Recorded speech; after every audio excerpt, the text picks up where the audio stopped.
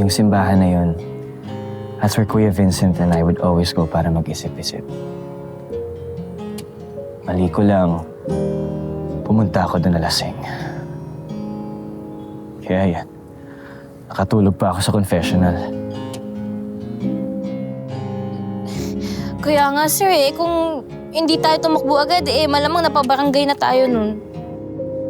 Totoo ba yung mga sinasabi mo sa akin sa confessional? Ha? Ang galing, sir.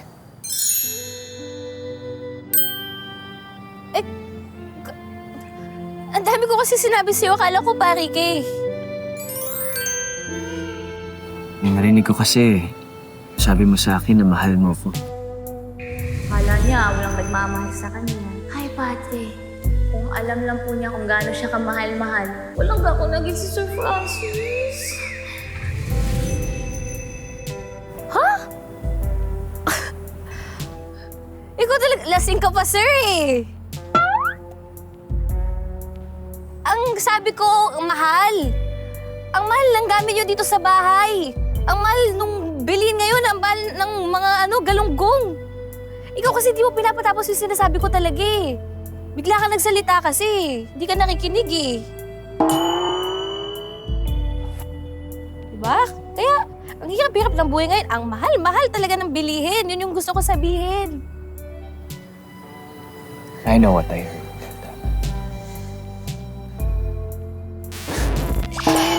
Sir, kung ano yung narinig mo, kalimutan mo na yun. Lasing ka lang kasi.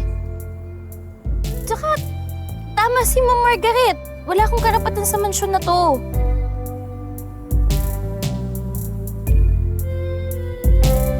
Ay, nalungkot yata.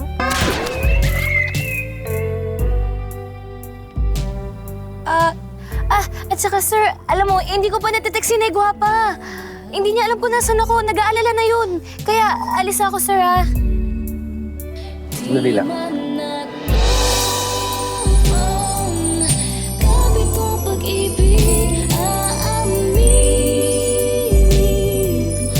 Ay, sir. Sir. Hatid na. Sir, hindi na kailangan. Lasing ka po, kaya magpahinga ka muna. Francis. Ihatid na kita. Sir, kahit hindi na.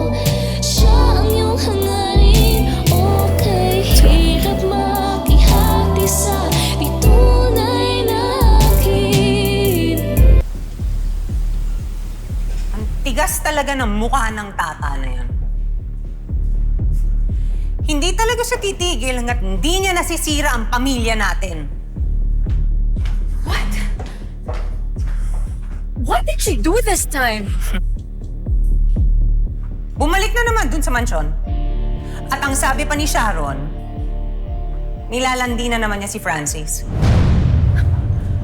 Anong ginagawa niya doon? Akala ko ba pinagtabuyan na siya ni Tita Margaret and Sir Gove? Kasi alam niyang vulnerable at masama yung loob sa akin ni Francis ngayon, kaya eksena yung tatang yan. Well, as long as Tata is around, mahihirapan kayong magkaayos na mag-asawa. Lintik talaga yung Tata na yan.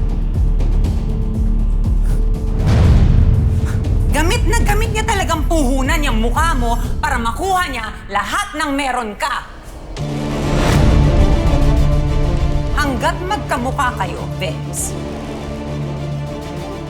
hindi titigil si Tata.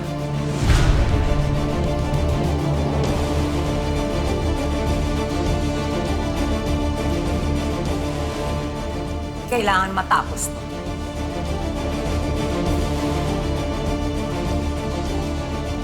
What are you planning, Mom?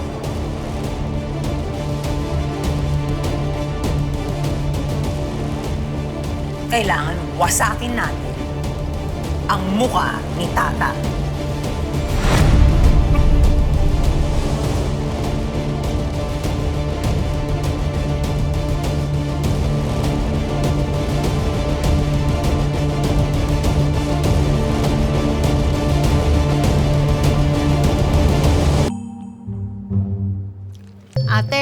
Yung sukli ko po sa 1,000, nasan na? Miss, sandali lang ha. 10 piso lang kasi yung binili mo, tapos 1,000 yung pera mo. Kaya pag-antay yung anak ko, baka nandyan na, nagpapalit lang. Sige ate, ubus ko na to. Kaya nga eh.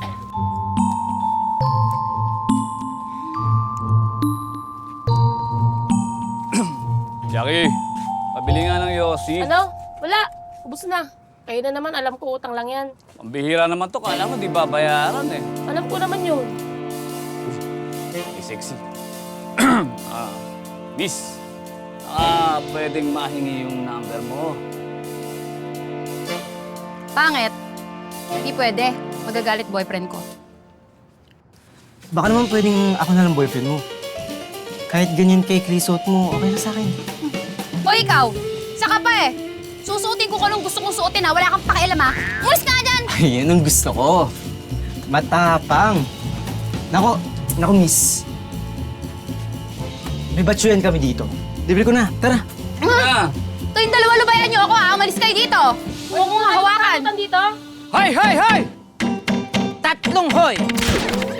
Walang bastusan ng syota ng may syota! Ha? Shota mo to? Hoy, Daboy, huwag ka nga makisali dito. Pakialam mo ba, ha? Paano hindi ako mangingialam? Eh, kaibigan ko yung binabastos nyo, ha? Aba, the boy. Lahat ng chicks dito sa palengke, kaibigan mo. Sa pangit mong yan. Before I forget, yung pinagkasunduan natin. May 5 million! May 5 million! Hindi pang gamot ka, nanay. Pinagdarasal ko na lagi ka maging masaya kasi deserve mo yun. Di ba tata sabi mo, magkukumpisal ka lang? Nangumpisal din po ba kayo, Sir Francis? Siguraduhin nyo lang na wawasaakin ninyo ang muka ng tata na yon. Sigurado ka ba sa plano mo? Ano kung manamay ka? Ay! Sir Francis! Who the hell are you? Ano yung sasabay mo kay Tata? Pinagin! Ay! Naku! Talawan! Ay! Tigilan niyo siya!